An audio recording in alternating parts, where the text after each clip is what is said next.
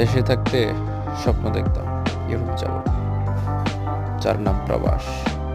এখানে এসেই বুঝতে পারলাম প্রবাসীদের হাজারো স্বপ্ন পরিস্থিতির মুখে পড়ে মাটি চাপা পড়ে।